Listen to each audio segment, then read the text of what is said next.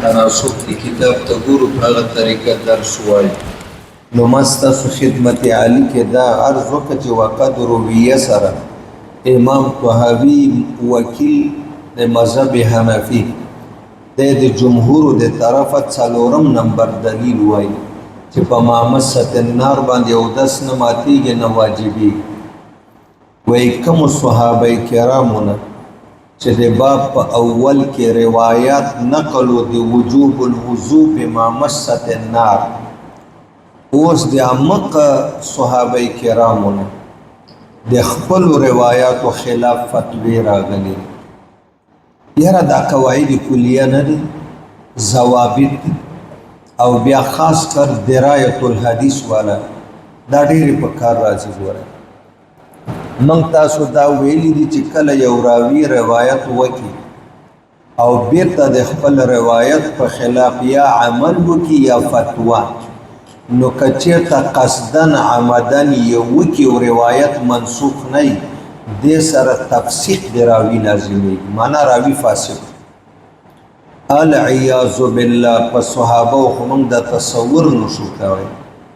چې یو راوي دي د آقا مدني نه روایت وکړي او عمل دي د هغې په خلاف فتوا تفسیق لازمېږي بیا هم روایت د فاسق ونه قبلېږي خو چې کله یو راوي روایت وکړو د هغې په خلاف فتوا ورکړه یا عمل ته پوه شه چې د راوي ته پته لګېدله چې روایت منسوخ شوی نو دا روایتونه منسوخ دي نو چې د کومو راویانو نه د باب په اول کې راغلی چې فتوضؤ بمامست النار عمق راویانو فتوی به اوس امام راوړي او عمل په خلاف د روایت باندې نو دا دلیل دی دره چې هغه روایتونه منسوخ دي الوس ما حدثنا سليمان بن شعيب الى اخره قال حدثنا انس بن مالك رضي الله عنه قال بين انا وابو طلحه الانصاري وابي بن كعب اوتينا بطعام سخن فاكلنا ثم قمت الى الصلاه فتوضات فقال احدهما لصاحبه عراقيه ثم انتهى اصل کې دلته یو څو روایت راځي مضمون دا یو د سندونه مختلف دي لګي واوره انس رضی الله عنه به عراق ته تجارت کو چې کله به مال راوړو ګټه به وکړه نو بیا یو څه یارانو لکه حضرت عبدالرحمن او طلحه او ابی ابن کعب دوی ته به روټۍ کوله نو روټۍ ورته وکړله روټۍ نه بعد دوی د جمع نه راغلي په یو ځای انس بیا اودس کو نو دا یاران وایي عبدالرحمن او طلحه یو بل ته وایي دا مسله د عراق نه ځان سره راوړې عراقیه هذا دا نوې مسله د عراق نه راوړې ده ته خو عراق ته تجارت ته ځې راځې ولی رسول الله نه دی ویلي چې فتوضؤ بمامست النار هغې ورته ویل چې دی الله ولی هغه خو منسوخ شوې ده موږ د رسول الله سره روټۍ خوړلې دي او بیا اودس نه ده کړی نو ګوره دلته پیرت کړی عراقیه ولې دا مسله د عراق نه راوړي ځان سره همدغه صحابه او نه روایتونه عبدالرحمن هم شوي دي کعب نه شوي دي ابو طلحه نه شوي دي چې فتوضؤ بمامست النار او دلته چې انس روایت کوي دوی پې باندې او دس کوي دوی پې باندې رد کوي ثم انتهراني فعلمت انه زه ورټلم چې دا څه کوي انه ما افقه مني وبه قال حدثنا يونس الى اخره نو ما ته پته ولګېده چې ابی ابن کعب ابو طلحه مانه لوی علما دي نو چې دوی وایي نه کېږي خو نه کېږي که نه انس بن مالك رضي الله عنه قدم من العراق ثم ذكر مثله وزاد فقام ابو طلحه وابي فصلى ولم يتوضا ور همدغه ابو طلحه او ابی نه د باب اول کې روایتونه راغلي فتوضؤ او دلته عمل راغی په عدم وضو باندې وبه قال حدثنا ابن ابي داود الى اخره عن انس بن مالك رضي الله عنه قال اكلت انا وابو طلحه ابو ايوب الانصاري طعاما قد مسته النار وخشوا وقور باندې فقلت لان اتوزا فقال لي اتوزا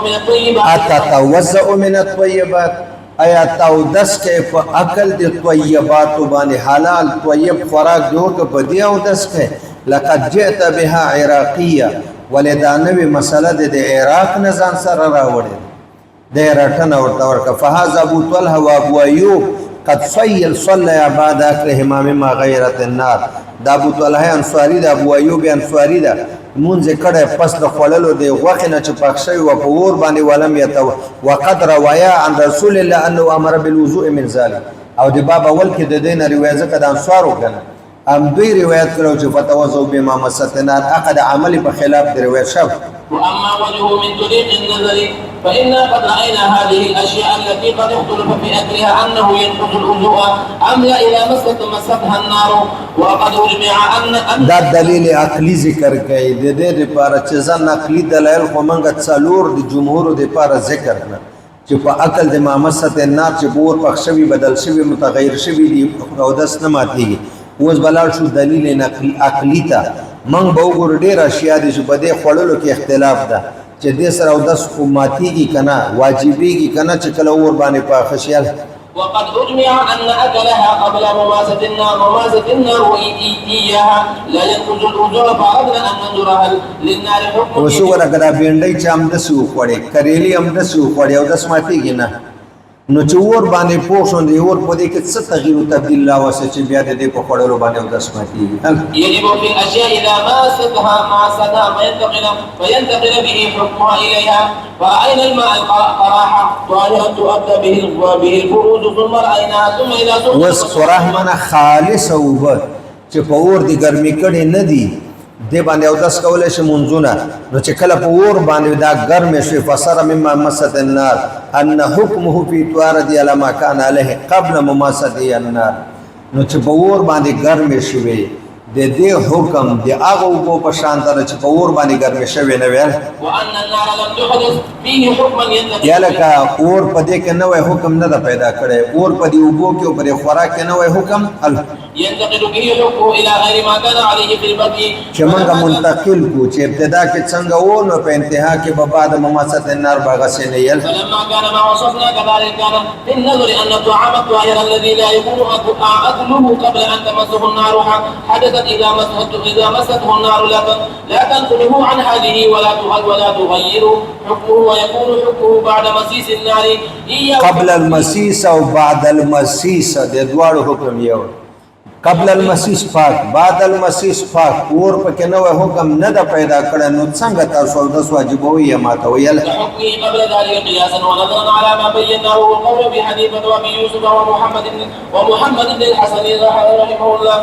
وقد فرق قوم بين دې ځنا امام طحاوی رحمت الله علیه او بل مسالې ته اشاره کوي د باب اول کې دا جز راغلو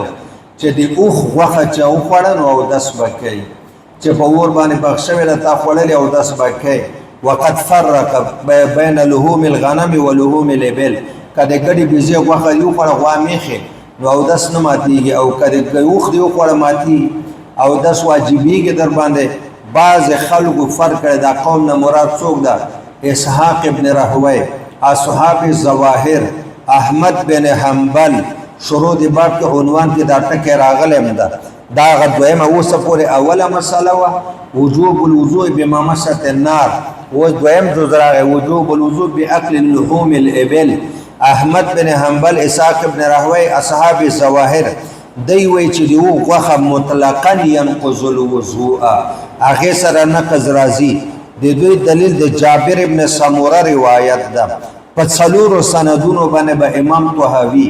د جابر ابن سموره روایت د قوم د پاره چې احمد بن حنبل د اسحاق او اصحاب زوائد دوی د پاره ذکر کی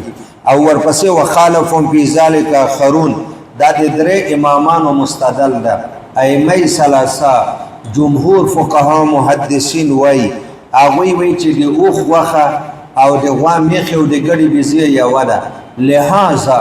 څنګه چې د نور باندې نه ماتيږي په دې نه ماتيږي اول به نقلي دلیل راوړي ورپسې به بیا عقلي دلیل راوړي عقلي دلیل کې به درته څلور مشترکات ذکر کی د ابل او د بقر او د غنم په منځ کې او ترجیح باور کی مذهب د جمهور ته فاوجبوا في اكل لحوم الابل الوزور ولم يوجبوا ذلك في اكل لحوم الغنم واحتجوا في ذلك مما وبه قال حدثنا ابو بكر الى اخره جابر بن سمره رضي الله عنهما قال سئل رسول الله صلى الله عليه وسلم انا اتوضا من لحوم الابل قال نعم قيل افنتوضا من لحوم الغنم قال لا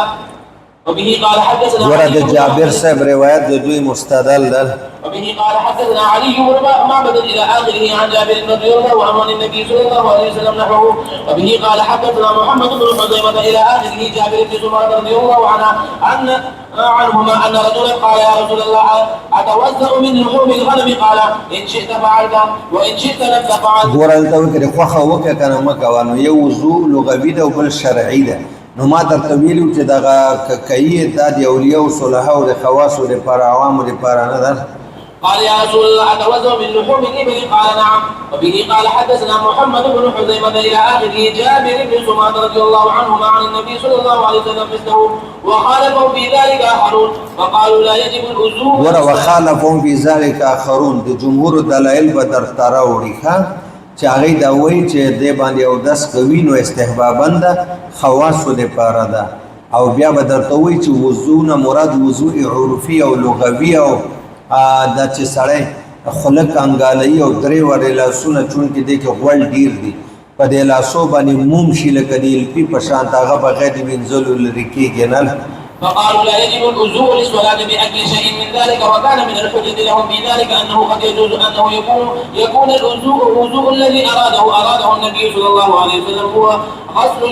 غسل اليد وضوء لغوي عرفي چې لاسونه تر مړوندونو پورې درې وارې وینځل دي او مزمزه کول دي. وفرق قوم بين لحوم الإبل ولحوم الغنم في ذلك لما فيه لحوم الإبل من غل دغه ډېره سخته ده غوښه ومن غلبت ودکها دغه غوړ دی غوړ چربي دا چربي واسطه پلاسو داسې موم غوندي شي علی ید اکلها دا غوړ پاتې شي پلاسونو د خوړون کې باندې او د ګډي بيزي خوروا کې دانشته د غوامیخي کې دانشته هغه کې غیل زنشته سخت ډیر نه ده غوړ ممکیږي نه فلم يرخص في ترک علی الید رسول الله اجازت نه دا ور کړی چې د اوخ چربي او غوړ پلاس باندې پاتې شي بلکې د هغه ازاله پکاره نو درې واري بلا سونه وینځل واباح ان لا يتوزع من لحوم الغنم لعدم ذلك منها هغه کې نه غیل شتا سختم نه ده بدبو يم نه ده غوړ او چربي شته خو پلاس ممکیږي نه. وقد روينا في الباب الاول في حديث جابر ان اخر الامرين من رسول الله صلى الله عليه وسلم ترك الوضوء مما ورمدق جابر رضی الله عنه او د ابن عباس رضی الله عنه روایتونه من د باب اول کې راوړو د جمهور لپاره چې هغه ناسخ دي د اقو روایتو لپاره چې د باب اول کې راغلي فتوزعو او آخر الامرين د نبی پاک نه ترک الوضوء بما مست النار راغلی ده. فإذا كان ما تقدم منه هو الوضوء مما مست النار وفي ذلك لحوم الإبل وغيرها كان في تركه ذلك ترك الوضوء من لحوم الإبل. چې کله آخر الامرين ترک الوضوء بما مست النار ده نو پدې کې غوا میخه ګډه بيزا اوخ او سبزي او بچه ټول پکې شامل دي. واما من طريق النظر وسوګره ومن براشو په دې دویمه مساله کې لحوم الابل کې نو دلته به منګه وای دلیل عقلی به درته پیش کو د ابل او د غنم ګډ بزومن کې څلور مشترکات دي. اول مشترک دا بازار کې چې غوښه خرڅيږي نو کله ګډ بيزي غوښه خرڅي اوم غوښه ورته وای خرڅون کې ته قصاب وای او چې کم ځکه حلاليږي قصاب خانه ورته وای او پات شو دا خبره دا د څلورو واړو د غوا میخي ګډي بيزي اوخه د دې اوخي شوده د ګډي بيزي شوده او د غوا میخي چې څوک خرڅي دود فروش ورته وای کاغه دی اوخي وی کاغه لبن ورته وای خرڅون کې ته دود فروش شوده او د شودو خرڅون کې د شودو اطلاق د ګډي بيزو په شودوم کېږي د میخي او د اوخي باندې کېږي او ام د قرن دا پچ دی چې دی ام د قرن پچ د ګډ او د بيزي او د اوخ او د اوخي پچ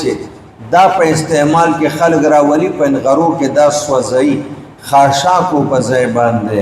او چامړې دي دته یو شانته د باغت د حیوان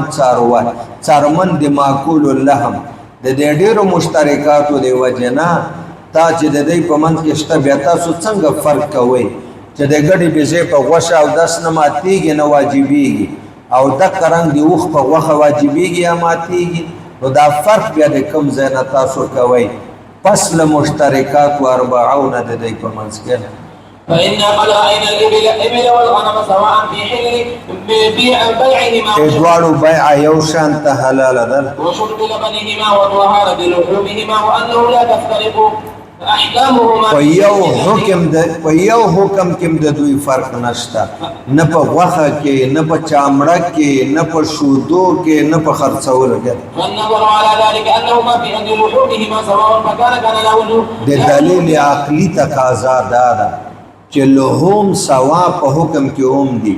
چې د ګډي بيزه په غوښه او داس نه ماتيږي نه واجبيږي فكما كان لا وضوء في اكل لحوم الغنم فكذلك لا وضوء في اكل لحوم الابل د دې کې نشته او همدغه قول دی ابو حنیفه ابو یوسف